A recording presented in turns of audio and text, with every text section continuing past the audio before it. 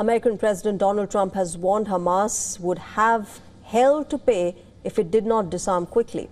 The U.S. President made the comments as he met Israeli Prime Minister Benjamin Netanyahu in Florida for talks on Monday.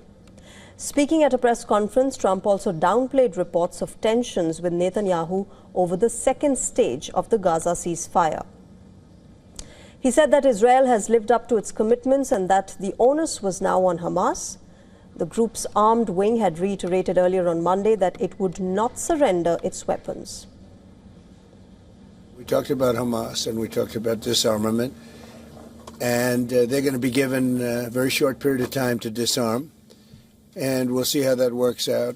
Steve Witkoff and Jared Kushner will be in charge of that from our side, but if they don't disarm as they agreed to do, they agreed to it, and then they'll be held to pay for them, and we don't want that. We're not looking for that, but they have to disarm within a fairly short period of time.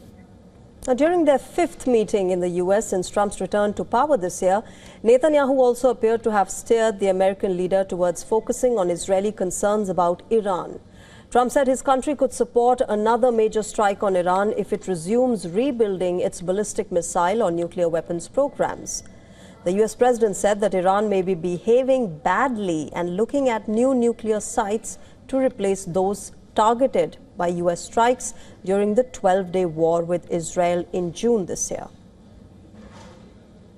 So I hope Iran is not trying to build up, as I've been reading, that they're building up weapons and other things. And if they are, they're not using the sites that we obliterated, but they're using possibly different sites. We know exactly where they're going, what they're doing, and I hope they're not doing it because we don't want to waste the fuel on a B-2. It's a 37-hour trip both ways. I don't want to waste a lot of fuel. Trump and Netanyahu's talks also focused on other regional points, including Hezbollah in Lebanon and Syria. Trump said he and Netanyahu had an understanding regarding Syria while exuding hope that Israeli and Syrian leaders would get along. He's been with us all the way. We had that mishap with ISIS, and he was with us all the way. He was fighting us, he was fighting them. So I hope Israel, I'm sure that Israel and him will get along. I will try and make it so that they do get along. Meanwhile, Netanyahu said that Israel was keen to ensure a peaceful border with Syria.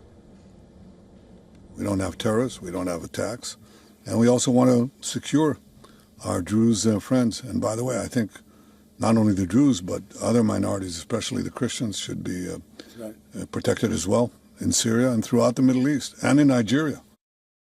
Netanyahu said that it had been a very productive meeting and announced that Israel was awarding Trump its highest civilian award. It marks the first time the honor has been conferred on a non-Israeli citizen. Our interest is to have